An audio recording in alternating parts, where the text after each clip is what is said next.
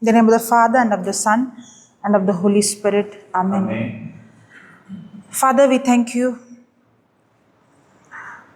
for your good, your compassion, your love, your mercy endures forever.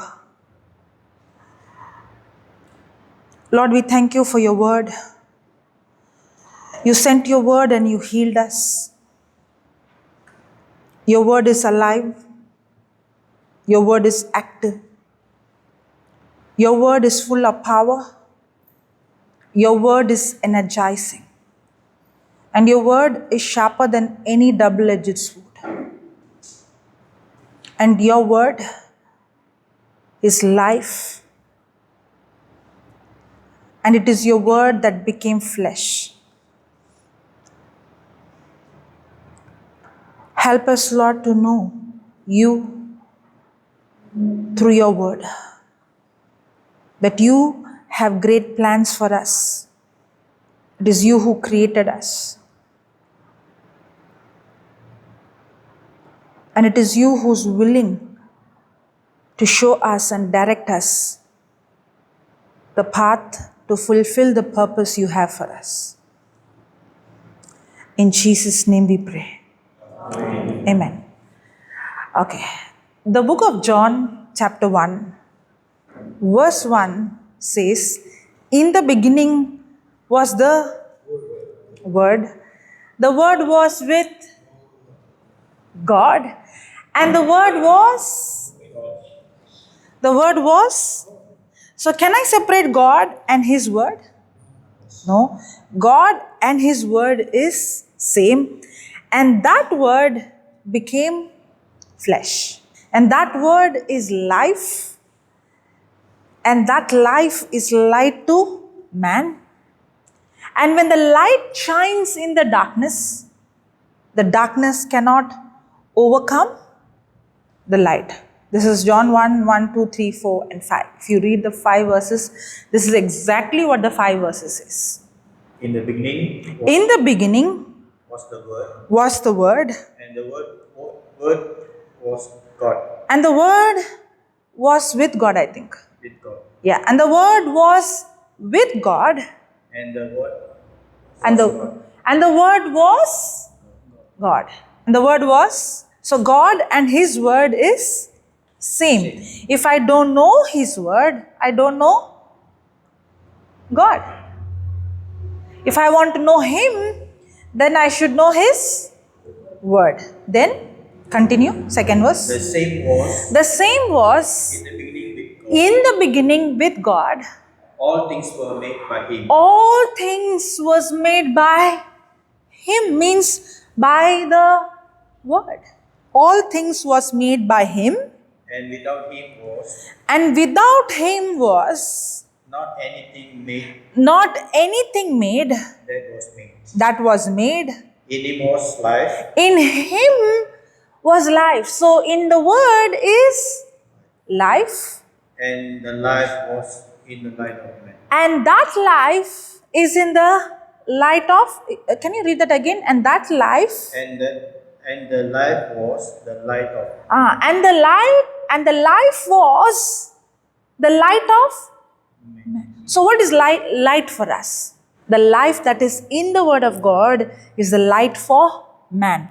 In other way, if I don't have God's Word, I don't have God's life. If I don't have God's life, I'm living in darkness.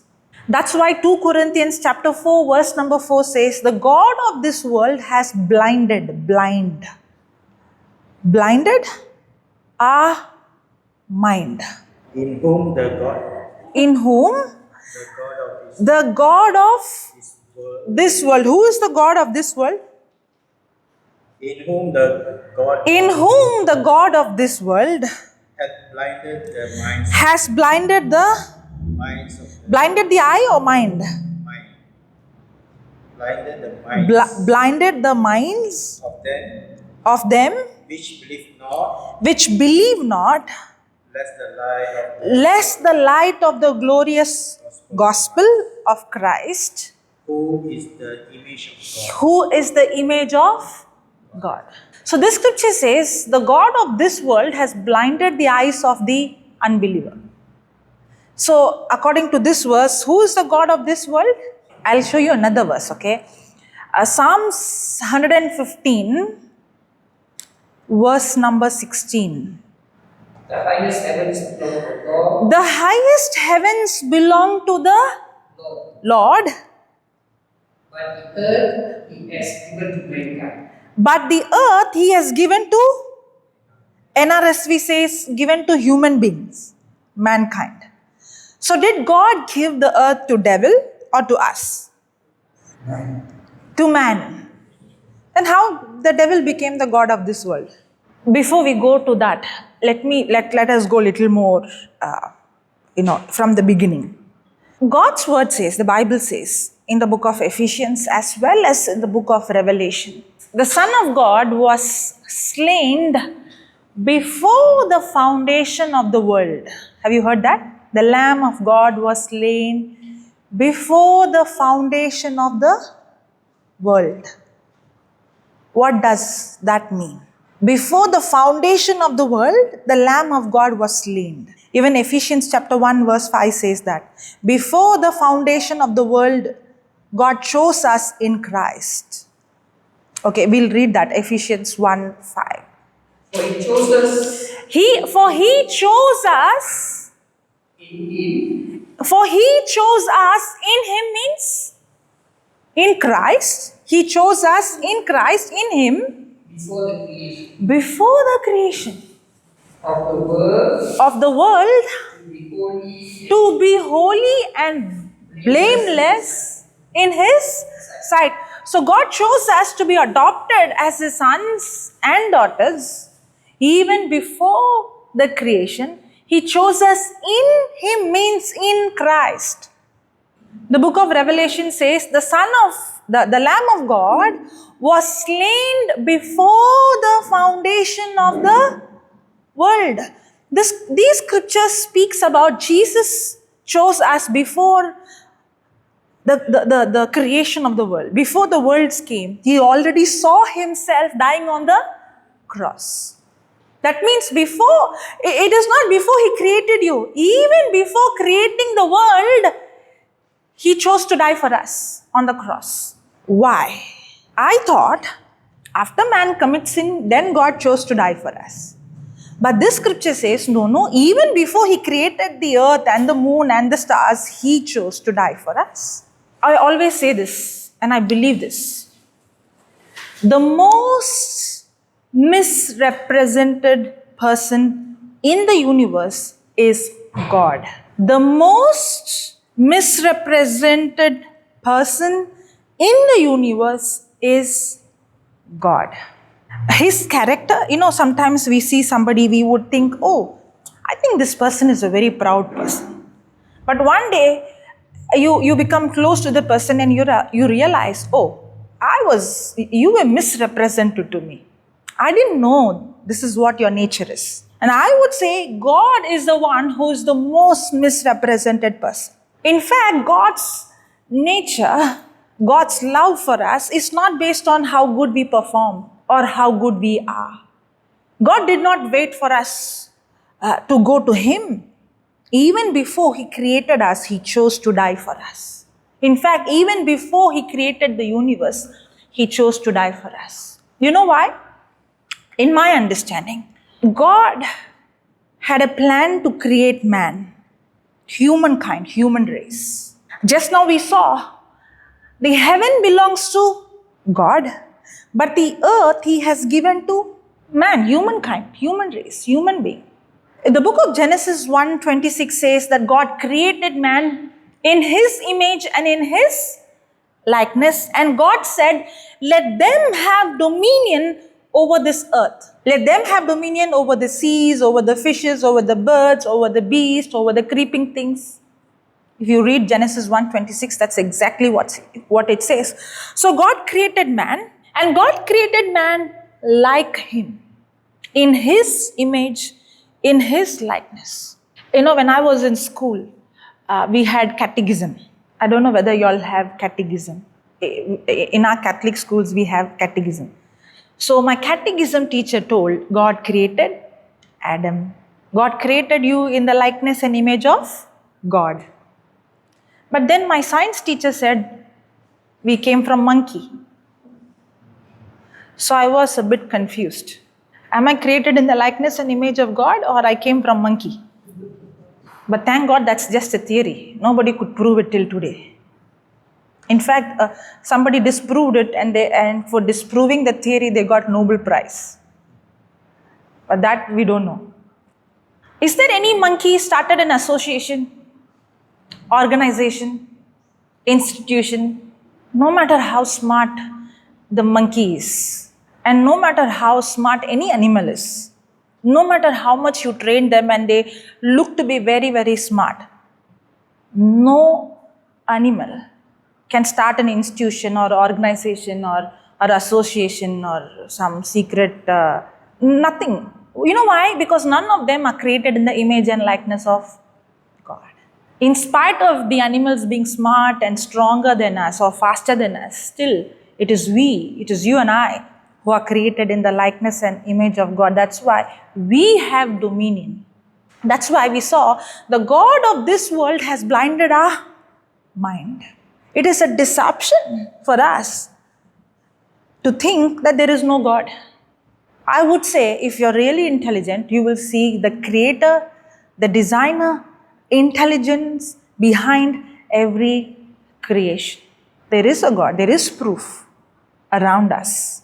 And God, when God created man in his image and likeness, God created man with freedom of choice. With freedom of choice. That's actually dangerous. If God would have created man without freedom of choice, or if God would have created man, that man would only think good, only imagine good, and only speak good, and only make good decision. It would have sounded nice, right? We only think good, and we only hear good, we only imagine good, we only make good action.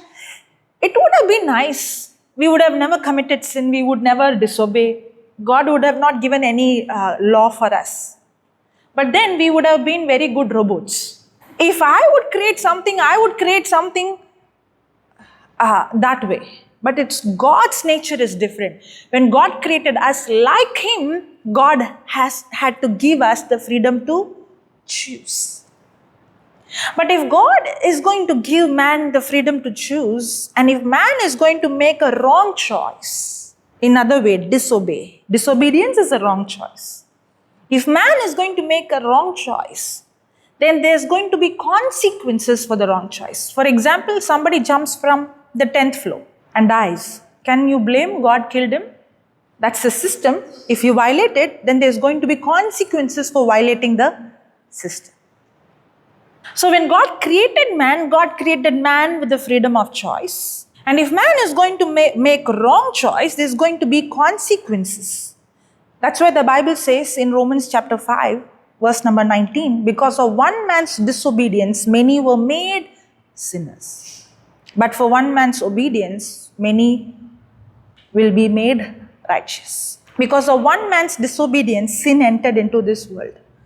But God is a God, before the problem would occur, He already has a solution for the problem. Now, when God created Adam, did God create Adam on the first day or the last day of the creation? Last day, on the sixth day. Seventh day is the rest, the Sabbath day. On the sixth day, last day. Why God did not create Adam on the first day?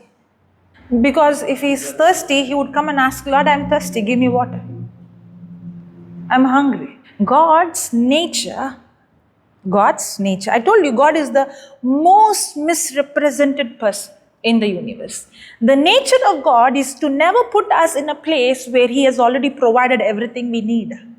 If your child comes from school and your child is saying, Mommy, I'm hungry. Will you say kneel down and cry for 30 minutes? Then I will see whether I can give you food or not. Is that your nature? Sometimes we think we are more compassionate than God. In fact, before your child would come from school, you have already prepared. That's God's nature put in a mother. It's God's nature to first prepare for us everything we need. And then He puts us in a place where everything is already available for us. God did not put Adam in a place where He has already provided for him food, water, air. In fact, the air we breathe, the food we eat, everything that we see, the water we drink is all created in that 6 days. It's not God, Adam had to go and beg and cry, and then God would say, okay, you cried enough, let me give you. That's why the scripture says faith works through love. Means when I understand how God loves me, that's when my faith is not on me, my faith is in His goodness. That's when I could believe what God has promised me, because I know the nature of God. Many times we struggle in believing because we don't understand the love and the nature of God. That's why when God created man, He knew if God is going to create man with the freedom of choice, and if man is going to make a wrong choice, there's going to be consequences for the wrong choice. That's why the wages for sin is death. So God first prepared the solution. That's why the Son of God was slain before, the Lamb of God was slain before the foundation. That's why He chose us in Christ before the creation. He chose to die for you before He created. That means God's love for you and me is not based on us. God's love is not conditional love. God's love is not based on my performance. God's love is based on His performance. The son left the house and the son lived a sinful life. And there is consequences for the sinful life. But did that change the love of the father towards him? No. Whether he was in the father's house or whether he was living in a sinful life, the father loved him the same. The love of the father towards the prodigal son was not based on the performance of the son. In the same way, God's love, our love is based on performance. We love each other based on the other person's performance. But God's love for me is not based on my performance. In fact, the book of Romans chapter 5, verse number 6 says that He chose to love for us even when we were ungodly. Okay, can you read that, Romans 5? Read the 5th verse and the 6th verse. And hope does not put us to shame, because God's love will be poured out. God's love will be poured out or has been poured. Is it God's love will be poured in our heart, or is it already poured? God's love has been poured in our hearts through the Holy Spirit. Then 6th verse. You see, at the right time, when we were still powerless, Christ died for the godly or the ungodly? Did He wait for us to change and repent and then did He die for us? Or does the scripture say that Christ died for the ungodly? It is not because I prayed or I repented or I changed that He poured His love in me. That means God's love for me is not based on my performance. God's love for me is based on His performance. You know why we struggle to have this relationship with God? Because we think God is going to accept me based on my goodness. That's why we try to perform and perform. And when we try to perform and when we don't see, we see ourselves falling again and again, we think God is not pleased with me anymore. And we go into this cycle. We go into this cycle of guilt and shame. And then again we see we live in a sinful life. Either we become a rebel, saying what the Bible says is not practical. I cannot live, I cannot forgive, I cannot live holy, I cannot be perfect. This is not practical, this is not possible. Or I come into a place where I try to become a perfectionist, and anytime I fall, I go into guilt or even into depression. So I either end up becoming a rebel or I end up going into depression. Why? Because I feel God's standard is very high and I cannot meet His standard. And the reason why we don't know God's love, or the reason why we couldn't have this relationship with God, because our eyes are blinded, our minds are blinded. With what? Lies. And we don't know the nature of God. That's why we couldn't enjoy this relationship with God. We think Jesus came to this world to forgive our sins. Yes. Jesus came to this world to forgive our sins. He came to this world so that to save us from hell. That's what we think. But what if I say that is not the main reason? I'm not saying that is not the reason, but that is not the main reason. That's not the core for why He came to this earth. Do you know why He came to this earth? For our sins. That's what we think. We think He died for us for our sins, to forgive our sins, to save us from hell. That's what we think. But actually, the real reason is to restore our relationship. Now, God created man, and God wanted to have a relationship with man. In other way, He wanted to have intimacy with man. In fact, God did not wanted man to have the knowledge of good and evil. It's not about this is right, this is wrong. We think this is right, you shouldn't do this, you should do that. No, the knowledge came after disobedience. They did not have the knowledge of this is right and this is wrong. God did not create man with a set of rules. These are good things to do, these are bad things to do. No, God created man to know Him. The knowing Him, the Bible says, is called eternal life.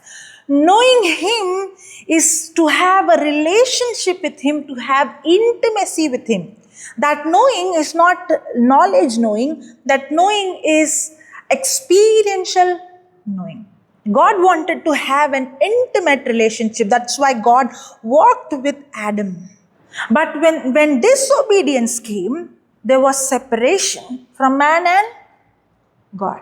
So actually, Jesus came to restore the lost relationship. That's why it's called as reconciliation. 2 Corinthians 5:18 says that God has given us the ministry of reconciliation. Reconciliation is restoration of lost relationship. That means Jesus came to restore the relationship that was with man and God once again. So that now we are not enemies anymore, but then I can have this intimacy with God again. If there are two people, okay, one cheated the other. They were best friends, one cheated the other. Who should go? For example, A and B. B cheated A. And because of the cheat, there is a separation in the relationship. Now, if they want to unite again, who should go and ask sorry for? B has to go and ask A sorry, right? Who has to pay the penalty? B. But between us and God, who disobeyed? Who had to pay the price? But even though I'm the one who made the mistake, it is He who chose to pay the price for my mistake. And it is He who came in search of me. It's not I who went in search of me. It is God Himself comes as man in search of the lost. That's why the parable speaks about He leaves the 99 and He goes behind one. It's not I who go behind Him. It is I who respond to His love for me. Even today, it's not I who go in search of Him. It is He who has come in search of us, mankind. And it is He who paid the price. You know why? To reconcile and to restore. But to restore that relationship, He had to deal with sin. If He cannot deal with sin, then the relationship cannot be restored. So the main reason is to restore the relationship. To restore the relationship, God had to deal with sin. Read Romans chapter 5, verse number 19. For us by one man For as by one man disobedience, many were made sinners. because of one man's disobedience, many were made sinners. So by one man's obedience, So by one man's obedience, many will be made many will be made righteous. The word righteous means very simple, to have right standing with God. When will a person have right standing with God? When will a person have right standing with God? He gave me the answer. When he keeps yesterday's reading, right? A rich man came to Jesus. What did he say? What should I do? What should I do to enter the? So what did Jesus say? No, that's not what he said. No, that's later part. He said, you have to keep all the commandments. Correct? Yes? Luke 10 from 25. As Jesus started on his way, the man went up to him, A man went up to him, fell on his knees, fell on his knees. What do you think? This man is a good man? He called him what? Good teacher. Okay, that's it. Let's analyze only that much. He called Jesus as good teacher. What does the law says? The commandment says, or the law of Moses says? You have to keep all the law. Now, he said, who is a righteous person? Who keeps all the law. Correct?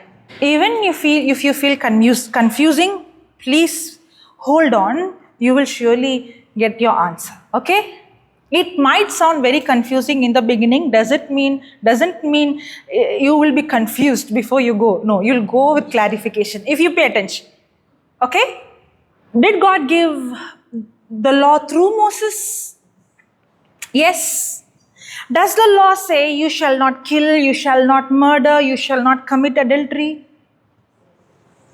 A righteous person is a person who has right standing with God when he keeps all the law. If he would break the law, then he is a sinner. My question is there anybody in this planet Earth who has kept all the law? In fact, the Bible says there is not one good. We all have broken the law and we all have committed sin. That means there is none righteous. Romans chapter 3 says there is none righteous. This man is calling Jesus good. Now what is Jesus saying? There is no one. That means in other way you are a sinner. You are a... But what is he thinking? I am righteous. If you accept Jesus good, then you should accept Jesus as your Messiah. But he doesn't want to accept Jesus God. Why? Because he no need salvation or he no need forgiveness. He is not depending on the forgiveness of God. He is depending on the goodness, his own good works. Can anyone receive salvation through their good works? No one. That means there is no one righteous. For me, Bible is so interesting. I don't know who made it so boring. It's so interesting if you have the author with you, the Holy Spirit. Why was the law given? The law of Moses. Why was it given?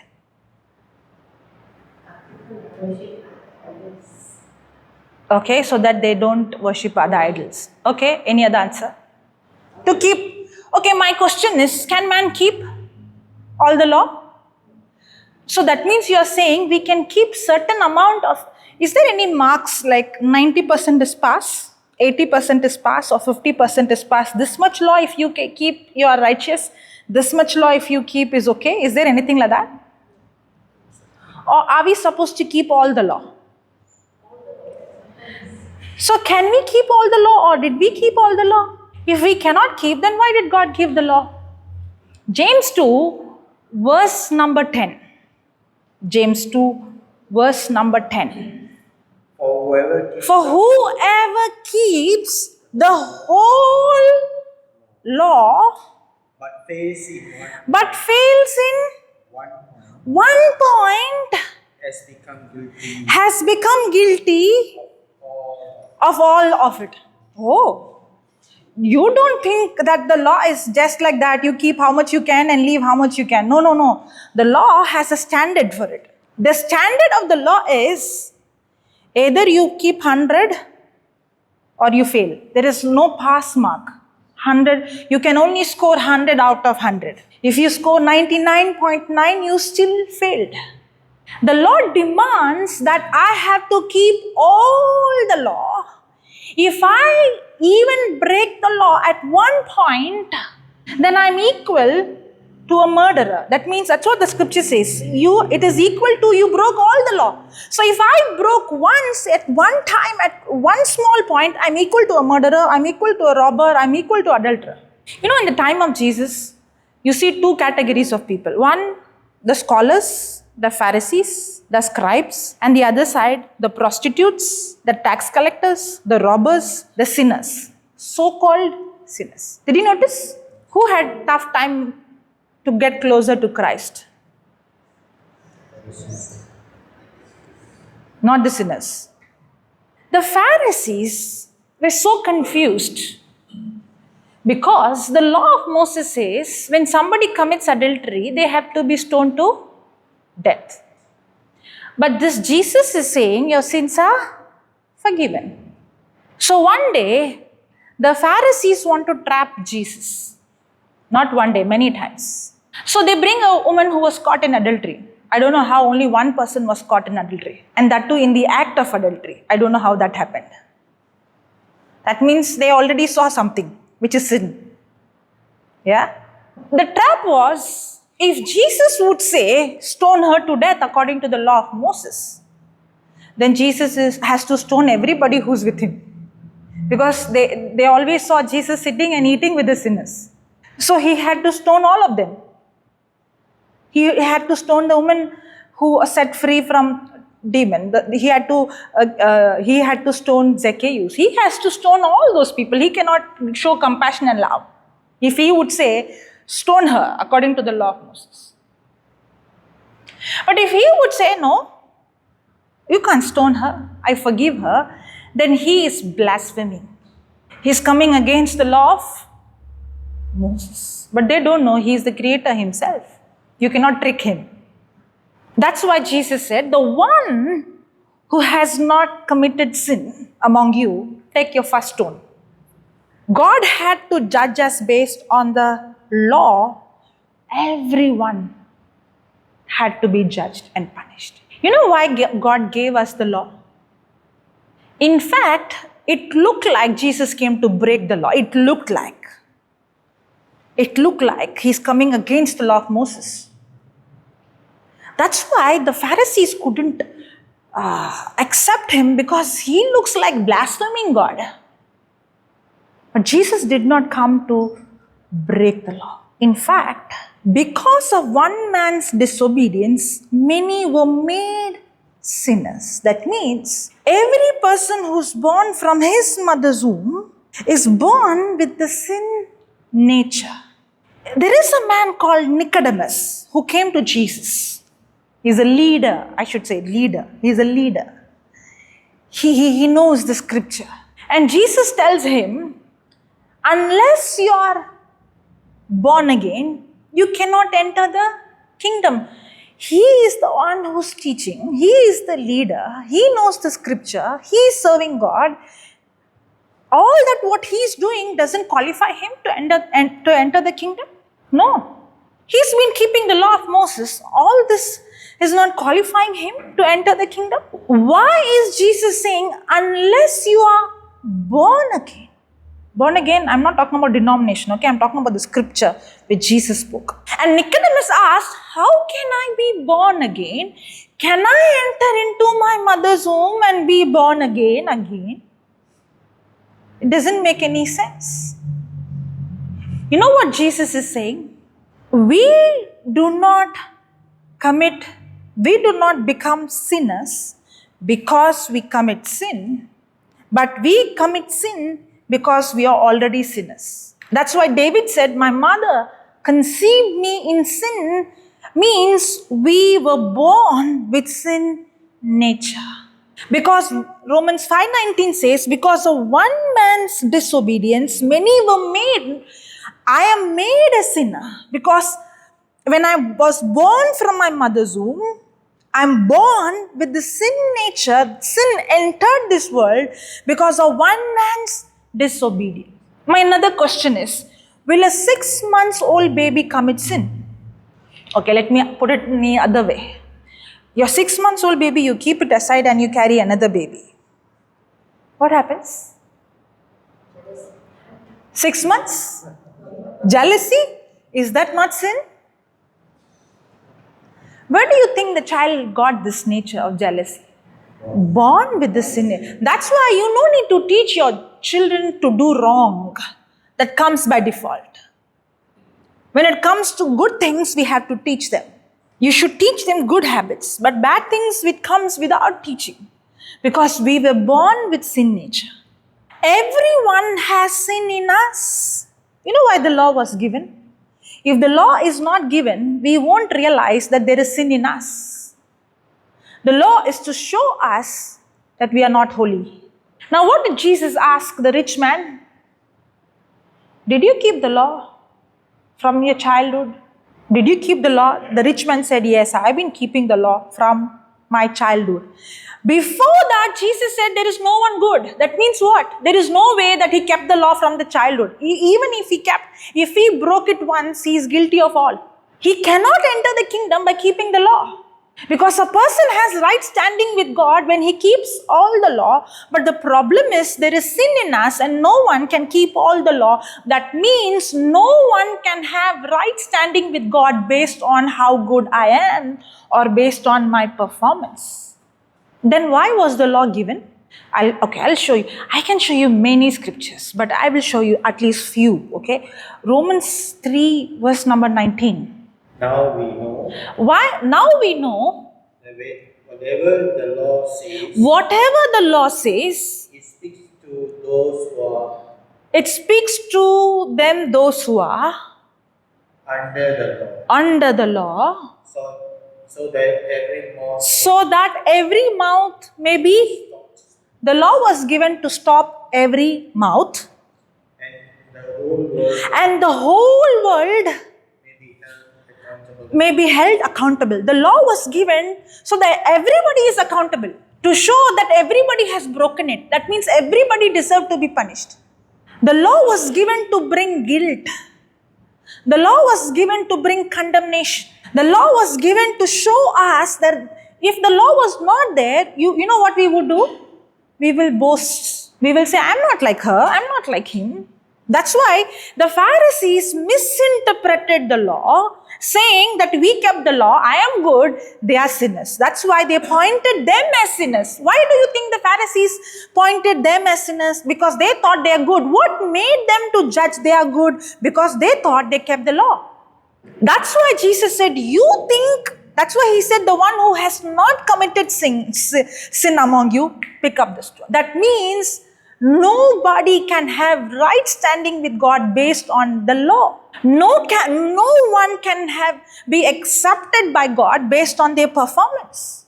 The law was given so that the whole world, everybody's mouth is shut. That's why Jesus said, you think you have not committed adultery because you did not have any illegal physical relationship? Let me tell you, even if you look at a woman with lust in your heart, you have committed adultery.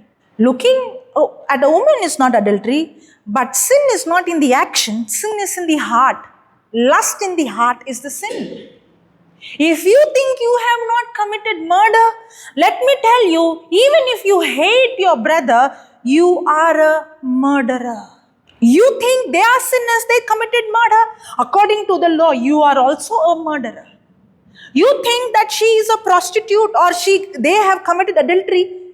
because they did an action outside, let me tell you, you are also an adulterer. So the law was given to bring the whole world accountable before God. The law was given to shut everybody's mouth, that nobody could boast on their good works or the good action that they do. Because no one can have right standing with God based on how good they perform. Which scripture shall I go? Okay, Galatians 3. Go to verse number 10. For all rely on works, For all who rely on the works of the law, works of the, what is the meaning of works of the law? What is that works? When I rely on the law, according to what I do, my works, I did this, I did this, I did this. I did not commit adultery, I did not steal, I kept the Sabbath, I honored my parents. If I rely on the works of the law, under a curse. you are under a curse. I did not say, okay? The scripture says. You know why? According to the law, you have to keep all the law. If you want to do the works of the law, if you break even one, then you are under curse. So if you rely on the law, then the result is what? Curse. According to the law, all of us are under curse. But the good news is Christ redeemed us from the curse. For it's written, For it is written, cursed be everyone cursed be everyone, who does not abide by all. all. Those who don't abide by all. Because if you are going to abide by the law, you have to keep all. So anybody who's under the law is under curse. Then continue, Written in the book of the law, which is written in the book of the law, and do them. and do them. Then next verse. Clearly, no one Clearly, no one who relies on the law who relies on the law is justified before God. is justified. Justified means just as if you have not committed sin. So according to the law, no one can have right standing with God, or no one can be justified in God's eyes by keeping the law.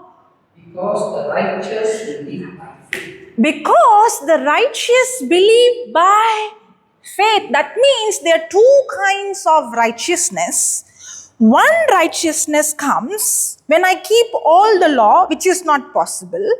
There is another righteousness that comes by believing.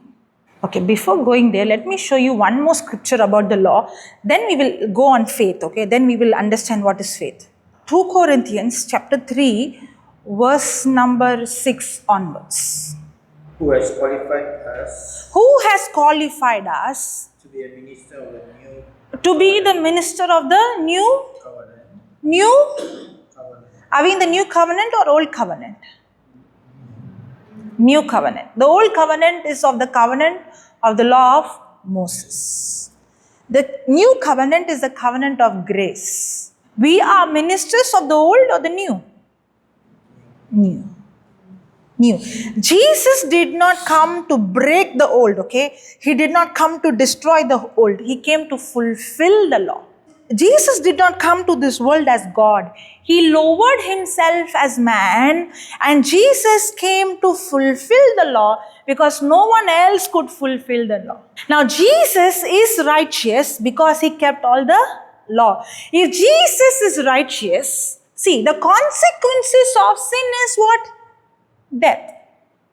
The consequences of sin is what? Punishment. You know, when I was small, we used to have this the dots, numbers.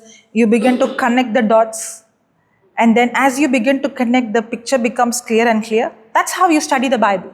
We may not understand everything, but as we journey with the Holy Spirit, He begins to connect the dots for us. And as long, the more we begin to connect the dots, the more the picture becomes clearer and clearer.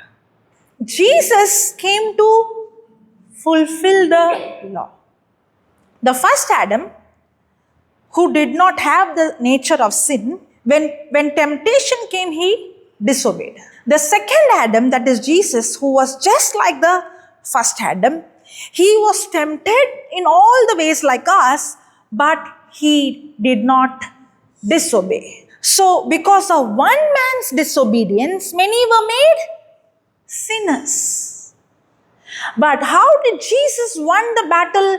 Because he did not disobey. He won the battle by obedience. Now, this battle that Jesus is going through is not as God. Now, remember this. The battle is not between God and devil. God came to restore our relationship. So he is not fighting the battle as God, he is fighting the battle as man. Because the heavens belongs to God, the earth is given to man. God is not the one who lost it. Man is the one who lost it with his disobedience. So Jesus comes as man to take back what man lost as man. And Jesus, as man, he obeys. Now, only when a person commits sin, then the consequences of sin is punishment. Example, there is a judge. His own son committed a crime, murdered. Will the judge say, I love my son and leave him free? If the judge would say, I love my son and leave him free, there is no justice. If the judge is a just judge, then sin has to be punished. In the same way, our God is a just God. He has to punish sin. At the same time, our God is love. That's why as God, he gives punishment, but he himself comes as man to take the punishment. The consequences of sin is punishment. But Jesus, he lived a life where he did not commit any sin. Means he never broke any law. In other way, when will a person, what is the root of every other law? Love. That means Jesus never operated out of love. He always operated in love. That's why he kept all the law. Now Jesus, who committed no sin, was made sin. That's what 2 Corinthians 5:21 says. He who knew no sin was made sin. He who knew no sin was made sin. The consequences of sin is death. Jesus never committed sin. That means he cannot die. Nobody killed Jesus. Jesus gave his life for us. For our sake, For our sake, he made it to be sin. he made him to be sin. Father God made Jesus to be sin. For whom? Who knew For our sake. For our sake, he made him to be sin. For our sake he made it For to be sin. our sake, he made him to be sin, Who knew no sin, who knew no sin, so that in him we might so that in him we might be made righteous. righteousness of God. Jesus, who never committed sin, was made sin. He took our sin, he took our punishment, he took our sickness, he took our death. He became a substitute for me. Can I have right standing with God based on my good works, based on me keeping the law? No. There is no one good. Jesus said there is no one good. There is only God good. So I cannot have. But when I believe that Jesus was made sin, now when I believe in what he did, that's when I am born again. When I believe in what he did, that's why we read in Galatians that no one is justified by keeping the law, but by faith. But by faith. Okay, let me come back to the time of Jesus. This woman who committed adultery was caught in the act of adultery. According to her sin, the law of Moses says she has to be stoned to death. But what did Jesus say? Did anybody condemn you? She said no. And Jesus said, nor will I condemn you. Right? If God says, I will not condemn you, then there is no justice. The reason why God told her, or Jesus told her, nor will I condemn you, because he chose to die on her place. And he was made sin who knew no sin, so that her sins are forgiven. So how is she going to receive forgiveness? By believing.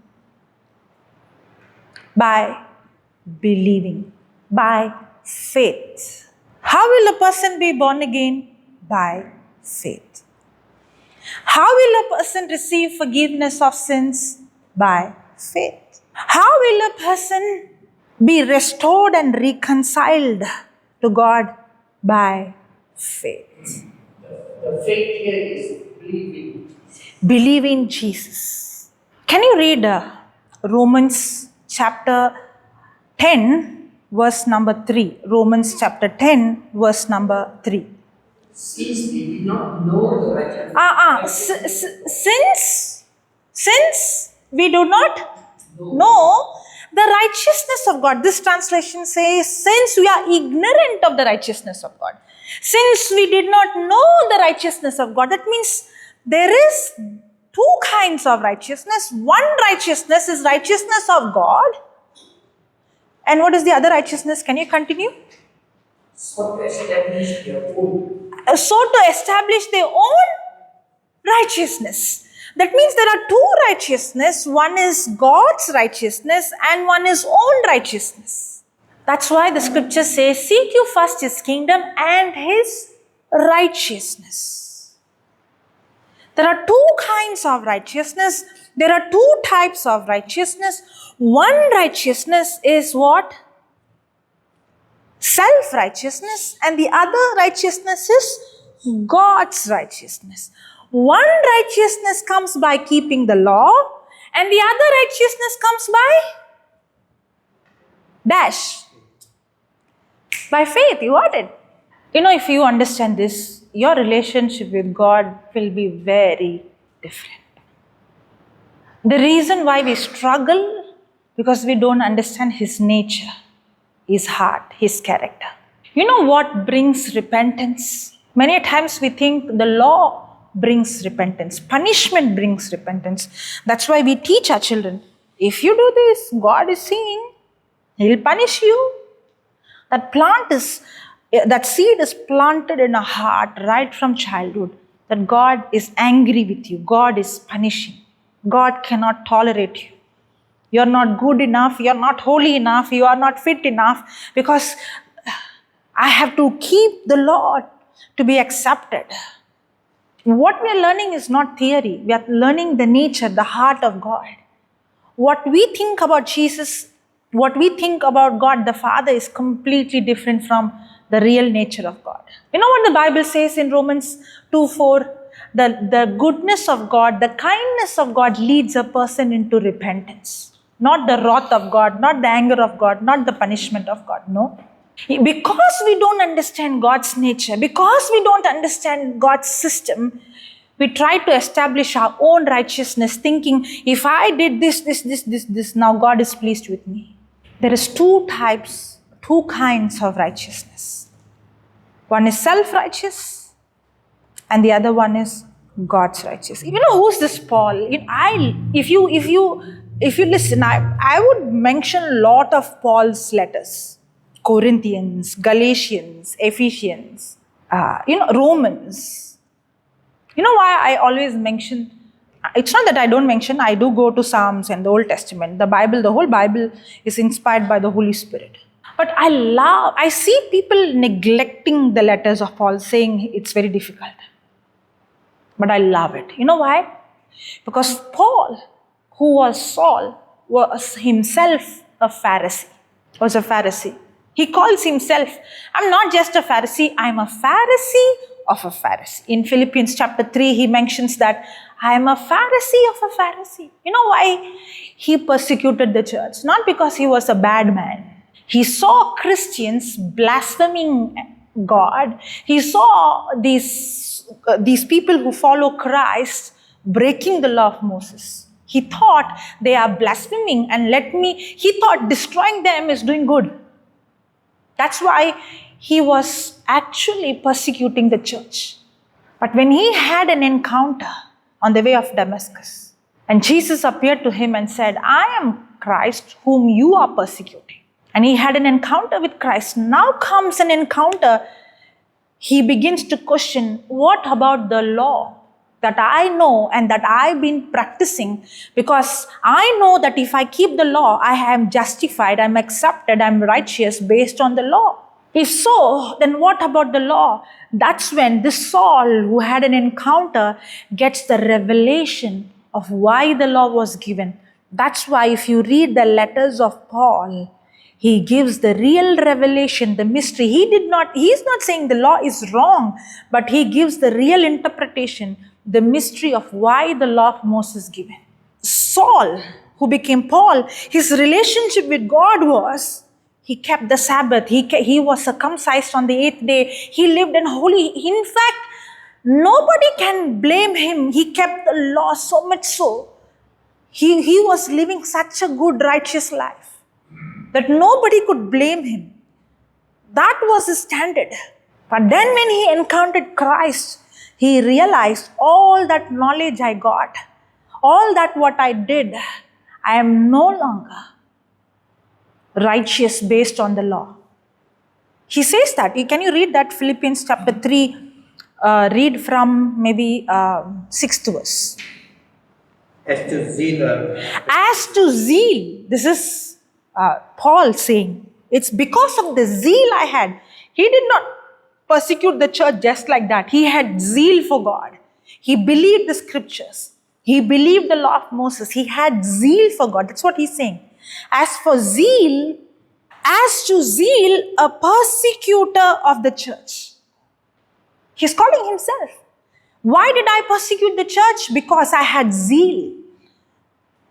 As to zeal, a persecutor of the church. As to righteousness under the law, blameless. What he's saying? I was a person who was righteous under the law and nobody could blame me according to the law. But whatever gain I had, I counted as loss for the sake of Christ. Indeed, I count everything as loss. Means what? All that accomplishments that he accomplished based on his good works. He's saying everything is loss. But whatever gain I had, I counted as loss for the sake of Christ. Indeed, I count everything as loss because of the surpassing worth of knowing Christ Jesus, my Lord. For his sake, I have suffered the loss of all things and count them as refuse, in order that I may gain Christ. Now, pay attention, okay? I don't want you to miss this. The 9th verse, pay attention. And be found in him, not having a righteousness of my own based on law. Know what he's saying? I'm no longer righteous based on the law. Not having a righteousness of my own based on law, but that which is through faith in Christ, the righteousness from God that depends on faith. So Paul is saying, I am not any more righteous based on keeping the law. It's not based on my good works because I did not rob or I did not steal or I kept the Sabbath. It's nothing of mine. That's why no one can boast before God saying, I prayed so many hours, I went to church, I helped the poor. No one can have right standing with God based on our own good works. And Paul is saying, if anybody is good, I am more good than anybody. In fact, I kept all the law. If you see the 5th verse, he says, according to the law, I am circumcised on the 8th day. Nobody can question me. But I, who kept the law and gained, now I say, everything that I gained was loss. And the righteousness now I have is not the righteousness of faith, but the righteousness now I have is the righteousness of faith in Christ. It was very difficult for the Pharisees to accept Christ. It was very easy for the prostitutes, the robbers, and the tax collectors. That's why Jesus told Nicodemus, until and unless you're born again. The day you believe in what Jesus did, that very day, the sin nature is replaced in my spirit with God's nature. That's why 2 Corinthians 5:17 says, if anyone is in Christ, he is a new creature. He is born again. Old nature is gone and the new nature has come. And this happens when a person believes, not believing in how good I am, but believing in how good He is. That's why I am made righteous. Because of one man's disobedience, many were made sinners. But because of one man's righteous, I am made righteous. Just like how Jesus, who never committed sin, was made righteous, I, who never lived righteous, is made righteous.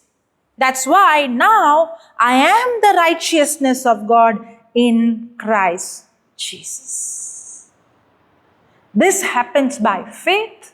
Take the example of the prodigal son. When the son came back, did the father say, you live holy and then I'll accept you? No. When the father accepted him, the love of the father is what brought change in his heart.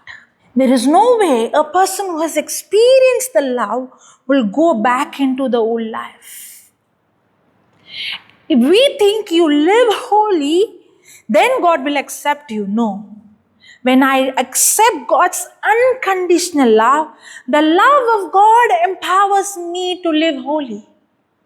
Holy life is a result of the relationship I have with God. We think my holy life will result in God's acceptance. No, there is a big difference. Jesus did not tell the woman who was caught in adultery, you live holy life, then I will forgive your sins. No, He forgave her sin, He accepted her, He loved her. In another way, He gave her the power to live holy. And what is that power? God's love. What brings repentance? The love of God is what brings repentance. The very reason we continue in sin, because we have not experienced the love of God.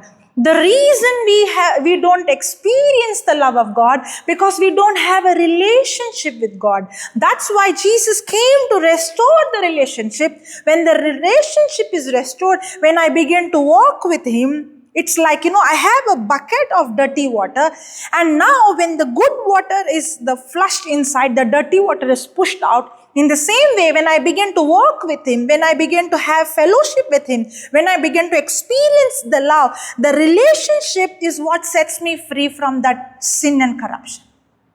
That's why the gospel is good news. If somebody is preaching, you committed sin, you go to hell, that's not good news. That is not the gospel. The law was ministering condemnation.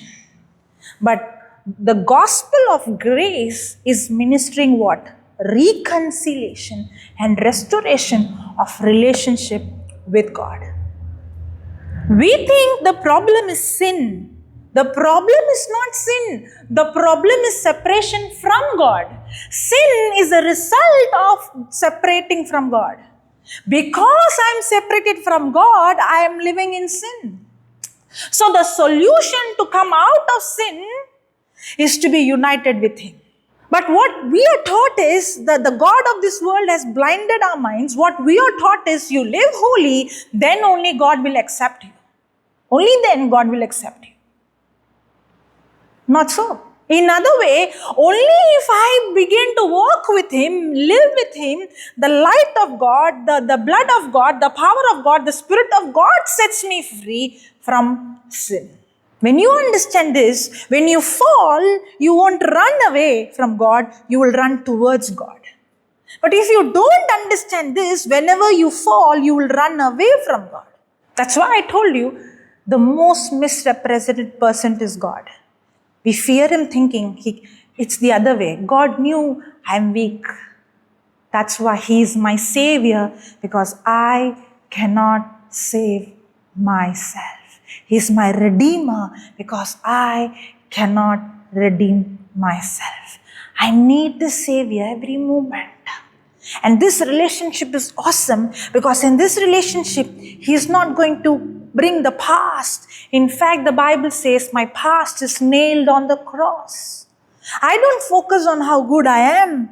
I focus on how good he is. And the more I focus on him, the more I become like him. And now I don't take credit that it's I who did it. I know that's why Paul said, I am what I am is not based on what I did. I am what I am is because of the grace of God. That's the new covenant. If you don't understand the new covenant, you and I will go about establishing our own righteousness. That's exactly what the rich man was doing. He was trying to establish his own righteousness based on the law. You know why Jesus told him, go and sell everything and follow me? You know why? To show him that he broke the first law. The first law is what? You have only one God. There is no other God. For him, if you give, Jesus said you cannot have two masters. If you give him option, God or money, he will choose money. He broke the first law. Many times we misinterpret that parable or that incident, thinking Jesus, if you have to follow Jesus, you have to become poor. Then why did Jesus did not tell Zacchaeus? He said, I would give half of mine. He did not say, I will give everything. Then Jesus should have told, no, you give everything. Did he say that? No. Because Zacchaeus, I don't know whether I'm pronouncing his name right. Zacchaeus, I'm saying in Tamil, I guess. Zacchaeus, his trust was on Jesus, not on him. He knew that he is a sinner. What do you think bring repentance in his heart? Did Jesus say, Zacchaeus, come down? You sell everything, only then I will come to your house. Did he say that? No. You know what did Jesus say? I'm coming to your house today. You know what brought the repentance change? Because he experienced the love of Jesus, not based on his performance. The difference between both of them, trusting money. This man also is trusting money. This man also is trusting money. But the difference is one realized he's a sinner. The other one is thinking, I'm righteous. To prove to him he's a sinner, Jesus had to sell everything and come. To prove to him that he broke the first law. That's why the beginning of the conversation, he said, how do you call me good? There is no one good. That means you yourself is not good. You are a sinner. You need forgiveness. But what he is thinking, no, I don't need forgiveness because I'm righteous based on my action. Because from my childhood, I've been keeping all the law. But whereas this tax collector, Zacchaeus, what did Jesus say? I'm coming to your house. My love for you is not based on what you did. My love for you is based on what I do for you. His trust was not on his works. His trust was on the love of Jesus. That's why Jesus said that you have received salvation, but redemption has come to your house. If leaving everything, that means we all have to sell everything and live on the streets. No one can receive salvation. We interpret the scripture wrongly because we do not understand the nature of God, the heart of God. The difference between both of them was one was trusting in him. That is what hindering him to accept the Messiah. The other one knew he's a sinner. That's why it was easy for him to believe, I'm not righteous. That's why there are two kinds of righteousness. One righteousness that comes by faith, and the other righteousness comes by their own works. To give it in short, God loves you. And his love is not based on anything we do. His love is unconditional love. You know what we have to do? Believe in his love. That's why faith works through love. Okay, I'll give an example for you to understand this. Many times I hear statements like this: I don't have enough faith. Because Jesus always said, your faith has healed you, right? So I always hear this statement: that person has more faith. I have less faith. If your son or your spouse comes and tells you something, will you say, I don't have more faith to believe what you're saying? Will you say, I need more faith? It's not about faith, it's about how much you know the person. If you know the person, whether it's your best friend or your spouse or your children, if you know them that they will not lie, it's not difficult to believe what they say. Maybe when a stranger would come and say something, you might think twice. That's why faith works through love. Means what? When I know that's why I told Jesus came to restore the relationship, to have intimacy. When I know his nature, when I know his character, when I know his personality, that comes through relationship. When I know him, I believe what he has promised, because faith works through love. If I couldn't believe what the written word of God says, the reason I couldn't believe, because I don't know him. If you see, the reason we don't believe, because I don't know him. The reason I sin, because I don't know him. We are trying to deal with the outside to fix the outside, but actually the root is separation from God. That's why Jesus came to fix the root, and the root is separation from God. That's why Jesus came to restore the relationship. Once the relationship is restored, everything else is restored. By default, I come out of sin. By default, I begin to walk in faith, and I begin to see the abundant life God has given me. That's why he said, your faith has healed you. I don't study the Bible so that God will accept me. I study the Bible because I want to know him. I can do the same thing out of law, and I can do the same thing out of love. You know, some people, when they talk for 2 minutes, it looks like 5 hours. You see them here, you run away here. But some people whom you really love, even 5 hours looks like I don't have enough time. Sometimes when we go to God, God feels like that. Or we feel like that. I used to feel that the moment the family prayer starts, I would feel the clock is going. I would feel so sleepy.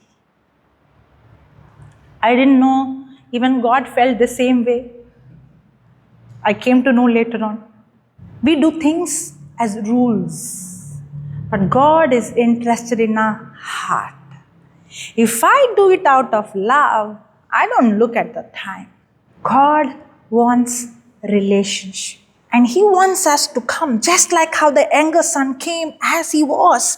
The father embraced him. That's how God wants you. That's, the Bible says in Hebrews 1:3 that Jesus is the perfect representation of the Father. Some translation says that Jesus is the only representation of the Father. Means nobody before Jesus, whether it's Moses or Abraham or David, nobody was the perfect representation of God the Father. If we want to know the Father, you see Jesus is the essence of the nature of the Father. And I don't see anywhere Jesus saying, you did not do this or did. No, we always see Jesus accepting and loving. And you see the people around Jesus, the so-called sinners, their life transformed. What did bring such kind of transformation? These prostitutes and these tax collectors.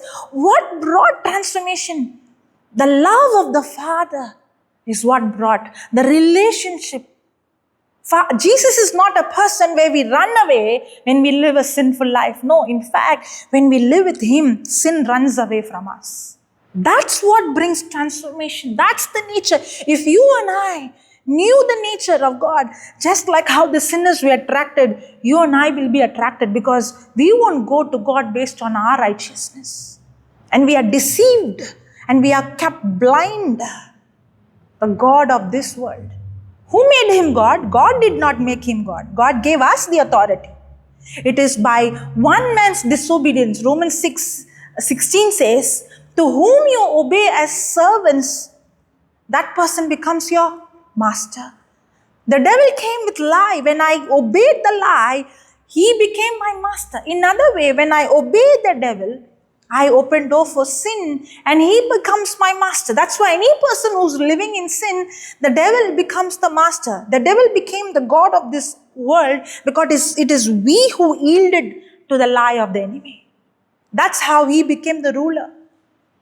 And how is he ruling us? By blinding our mind from seeing the glorious light of the gospel. What is that light we saw?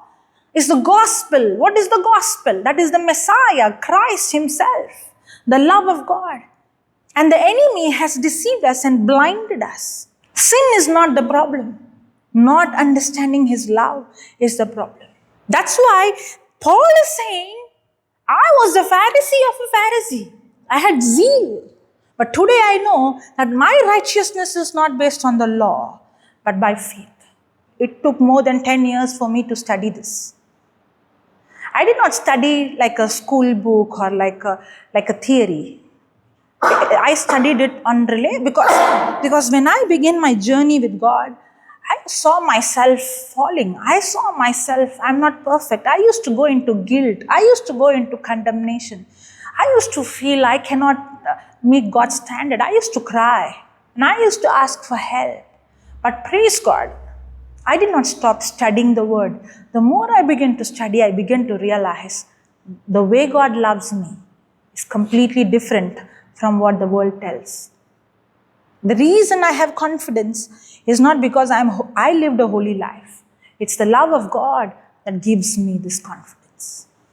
Okay, let's close our eyes. I want you to close your eyes and look at Jesus. He was made sin on the cross. And he chose to die for you and me, even before the creation, even before the foundation. His love for you is not based on any of the good works of us. His love is one-sided. And the Bible says he leaves the 99 and he comes in search of the one. He's come in search of you. You have to just respond to his love and accept his love. And that acceptance is faith. Your faith is not your good works. Your faith is just to accept his love. Jesus washed the feet of the disciples. He wanted them to accept it. He wanted Peter to accept. Jesus came to serve you. And all that he wants you to do is to receive his love, his service. So that Jesus can serve others through you. It's not I who serve others.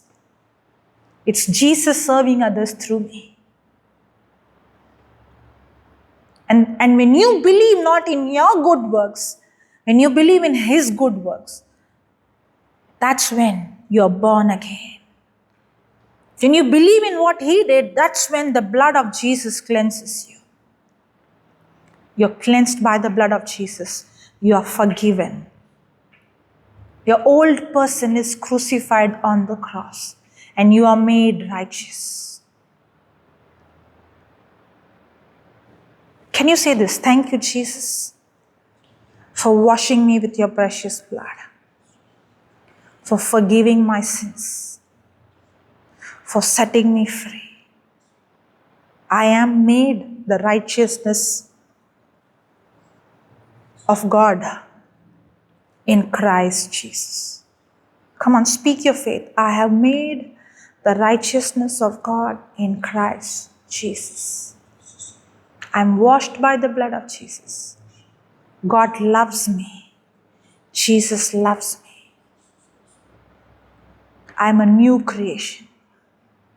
In Jesus' name. Amen. Praise God. In the name of the Father and of the Son and of the Holy Spirit. Amen.